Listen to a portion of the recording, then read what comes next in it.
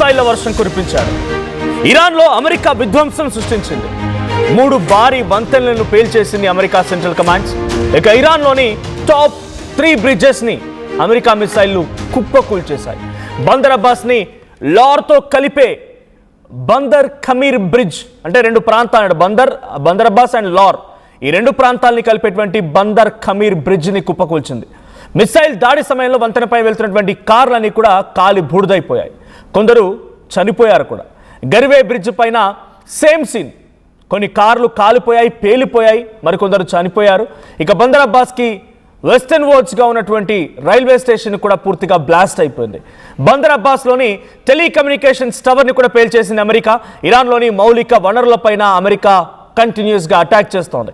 America ఆపకుండా దాడులు చేస్తుందని ఇరాన్ కూడా కన్ఫర్మ్ చేసిన IRGC కూడా దీనిపై రియాక్ట్ అయింది. సో ఇప్పటివరకు చెప్తున్న దాంట్లో బందర్ ఖమీర్ బ్రిడ్జ్ ఒకటి అండ్ గరివే బ్రిడ్జ్, ఈ 2తో పాటుగా మరో బ్రిడ్జ్ కూడా. సో కీలకమైనటువంటి 3 కనెక్టివ్ బ్రిడ్జెస్, అంటే ఓ ప్రాంతం నుంచి ఇంకో ప్రాంతం వెళ్ళడం కోసం ఉపయోగించినటువంటి ఆ కనెక్టివ్ బ్రిడ్జెస్ పూర్తిగా కుప్పకూలిపోయాయి. లాస్ట్ 48 అవర్స్గా, అంటే సుమారుగా నిన్న ఇవాళ 2-3 రోజులుగా జరుగుతున్నటువంటి దాడులకు సంబంధించి ఒక్కసారి మీకు వివరించే ప్రయత్నం చేస్తాను. So Bandar Abbas the main target and Qeshm mainland, ఆ తర్వాత స్ట్రైట్ ఆఫ్ హార్ముజ్ ఉన్నటువంటి మెనీ లాజిస్టిక్స్, అంటే సుమారుగా ఉన్నటువంటి కోస్టల్ ఏరియా బేసెస్ కానీ, రాడార్ సిస్టమ్స్ కానీ, ఎయిర్ డిఫెన్స్ సిస్టమ్స్ కానీ. సో మీకు తెలుసు ఇరాన్ మొన్నటికి మొన్న ఖతార్ పైన అండ్ ఇటు ఓమన్ సమీపంగా ఉన్నటువంటి కొన్ని నౌకలను కూడా పేల్చేసింది. బహ్రాన్పై అటాక్ చేసింది, కువైట్పై అటాక్ చేసింది. అటాక్ జరుగుతున్న తరుణంలో అమెరికా వార్నింగ్ కూడా ఇస్తూ వస్తుంది. అమెరికా డొనాల్డ్ ట్రంప్ వార్నింగ్ ఇస్తూ ఉన్నాడు, ఏ క్షణమైన భయంకరమైన యుద్ధం మొదలవుతుందని చెప్పుకొచ్చాడు. సో నేను యుద్ధాన్ని కోరుకోవడం లేదు, కానీ వాళ్ళు చర్చలకు కనుక నిరాకరిస్తే నేను యుద్ధం చేస్తానని చెప్పి డొనాల్డ్ ట్రంప్ వార్నింగ్ ఇస్తూ వచ్చాడు. అందులో భాగంగానే చర్చలన్నీ కూడా బుట్టదాఖలైపోయాయి. చర్చలు లేవు, ఏమీ లేవు. ఇప్పుడంతా జరుగుతుంది మళ్ళీ యుద్ధమే.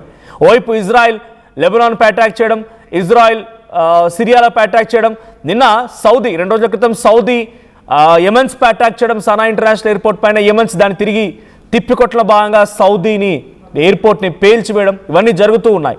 ఇక ఇరాన్ మళ్ళీ దీనికి ప్రతీకార దాడిలో భాగంగా గల్ఫ్ కంట్రీస్పై అటాక్ చేస్తుంటే అమెరికా ఎంట్రీ ఇచ్చింది. 2-3 రోజులుగా కేవలం కవ్వింపు చర్యలకు మాత్రమే పాల్పడిన అమెరికా, అంటే 1-2 చిన్న మిసైళ్ళని కొంత బెదిరింపులకు పాల్పడిన అమెరికా ఇక తమ స్థాయిని పెంచేసింది, డోస్ని పెంచేసింది.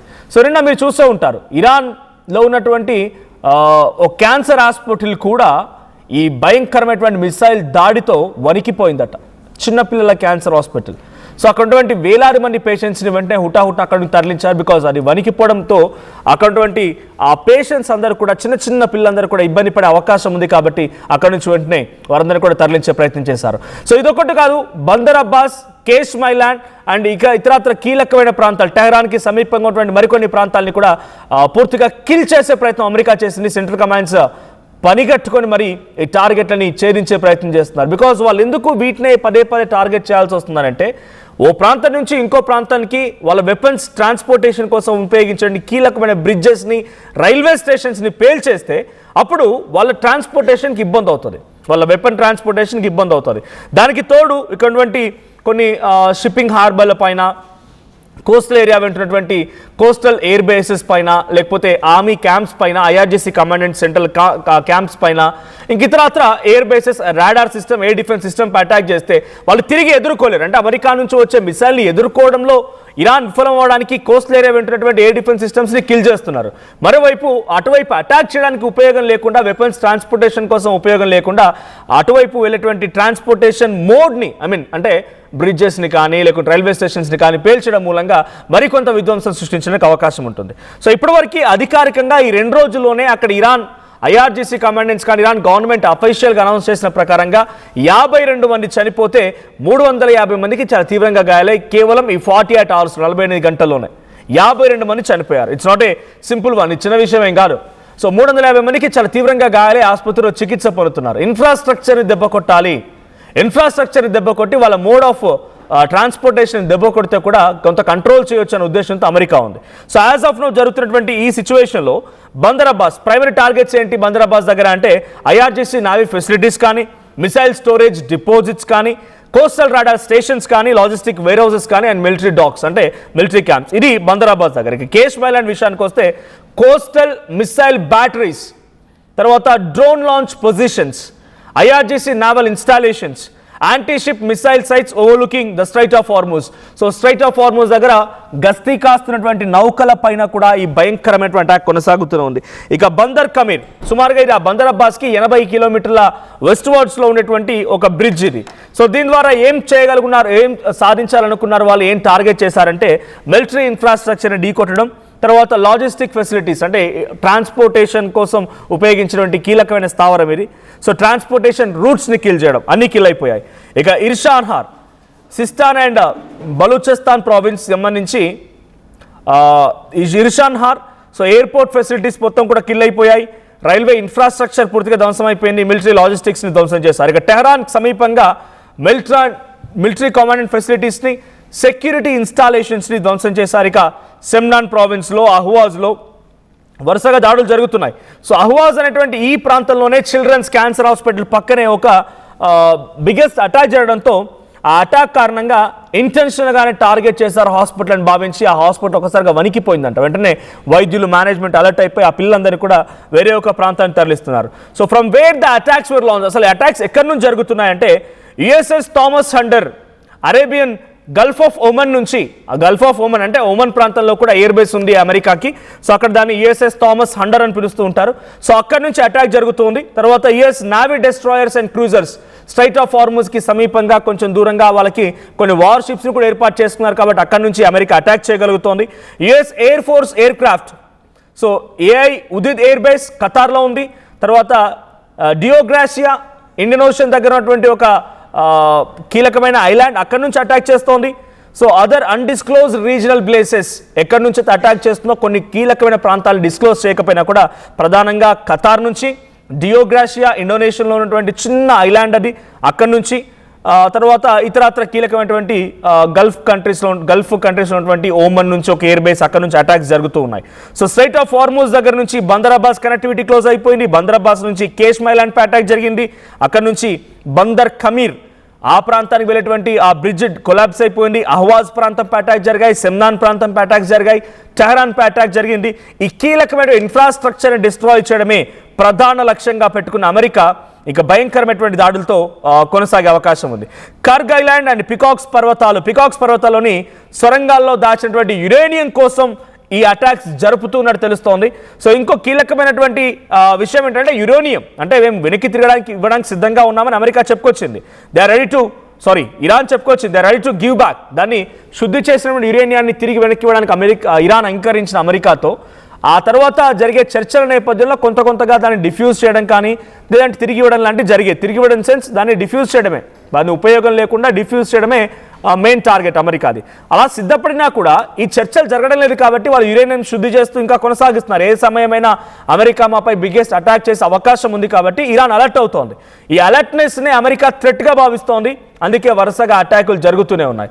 సో నిన్న జరిగినటువంటి అటాక్ సంబంధించి ఒకసారి విజువల్ చూద్దాం. ఎక్కడెక్కడ ఎటువంటి అటాక్స్ జరిగాయి.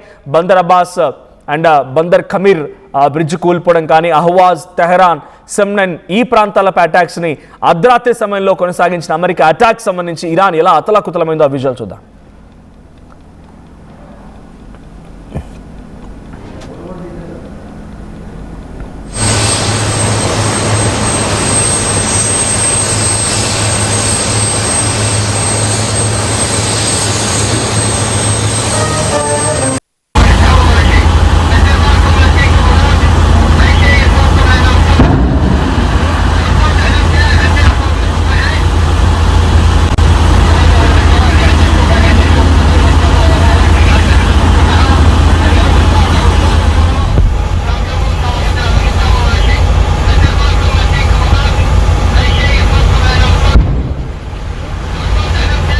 We won in Venezuela, which is now working with us to produce millions and millions of barrels of oil.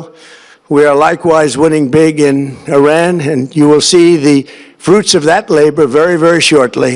We won in Venezuela, which is now working with us to produce millions and millions of barrels of oil. We are likewise winning big in Iran, and you will see the fruits of that labor very, very shortly. We won in Trump కూడా warning ఇస్తున్నాడు. We have been attacking on these places అని చెప్పి ఆయన క్లియర్గా చెప్తున్నాడు, warning ఇస్తున్నాడు.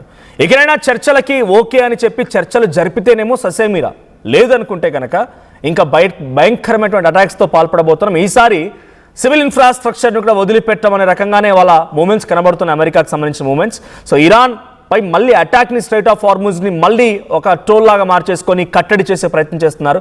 So get ready for everything. మళ్ళీ యుద్ధం భయంకరంగా జరుగుతోంది, భయంకరంగా ఇంకా ముదిరే అవకాశం కూడా ఉంది. కాబట్టి ఇప్పుడు మళ్ళీ స్ట్రైట్ ఆఫ్ హార్ముజ్ దగ్గర నౌకలు నిలిపివేయడము, ట్రాన్స్పోర్టేషన్కి ఆటంకం కలిగించడము, ఆయిల్ సప్లై సరిగ్గా ఉండకపోవడము, మళ్ళీ కొంత ఈ వారం 10 రోజుల పాటుకో నెల రోజుల పాటు కొంత ఆ భయంకరమైనటువంటి పరిస్థితిలో నుంచి కొంత గ్యాస్ అవైలబిలిటీ రావడం కానీ, డీజిల్ ఆయిల్ దగ్గర నుంచి పెట్రోల్ పంప్స్ దగ్గర మనం క్యూలో నిలబడడం కానీ ఆగిపోయింది, తగ్గిపోయింది.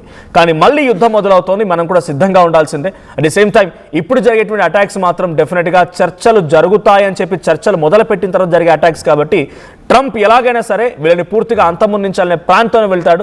సో ఇరాన్ పైన అటువంటి అటాక్స్ జరగబోతున్నాయి. సో ఇంట్రెస్టింగ్గా ఇక్కడ రష్యా కూడా తమ నౌకని సెన్స్ తన ప్లేన్ని డూమ్స్డే ప్లేన్ అనేటువంటి ఒక యుగాంత సమయంలో గగనతలం పైన దాన్ని ఉంచగలిగి యురేనియం ఒక అణుదాడిని కూడా ఎదుర్కోగల సామర్థ్యం ఉన్నటువంటి ఒక నౌకని ఇరాన్కి పంపింది రష్యా.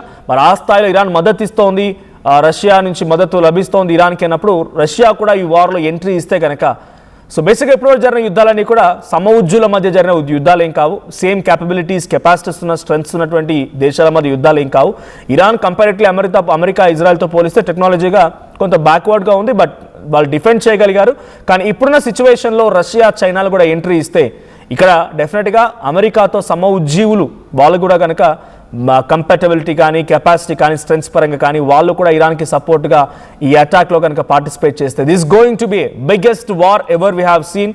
సో ఒక భయంకరమైనటువంటి యుద్ధం తలదన్నేలా అక్కడ జరగబోతున్నాయి పరిణామాలన్నీ కూడా. చూద్దాం మరి ఏం జరిగిందో.